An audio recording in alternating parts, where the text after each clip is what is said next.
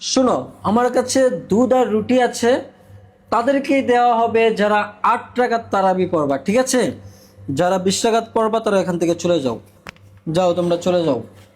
তোমরা সবাই 8 রাকাত পড়বা। ঠিক আছে, তোমরা সামনে আসো, তোমাদেরকে নাস্তা দেওয়া হবে। আর তোমরা চলে গেছো কেন?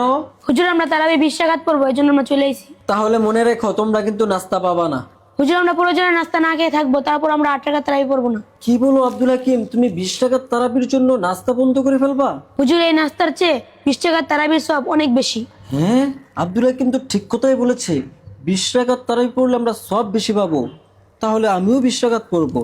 তার মানে আমার নাস্তা আমি ওইদিকে নিয়ে চলে যাই। নাও আব্দুল হাকিম, তুমি আমার চোখ খুলে দিয়েছো। আমি 20 রাকাত তোমাদের সাথে তারাবি পড়বো। নাও, এটা তুমি সবাইকে বন্টন করে দাও। হুজুর তাহলে কি আমরা নাস্তা পাবো না? না, তোমরা নাস্তা করতে হবে না। তোমরা তো 8 রাকাত তারাবি পড়বা, তার মানে তোমরা বেশি একটা ক্লান্ত হবে না। ওরা 20 রাকাত পড়বে, ওরাই ক্লান্ত হবে, ওরাই খাক। হুজুর আমাদেরও সবের দরকার, আমরাও 20 রাকাত পড়বো। হ্যাঁ, আসো, সবাই আসো। আমরা সবাই 20 রাকাত এখন নাস্তা সবাই পাবা।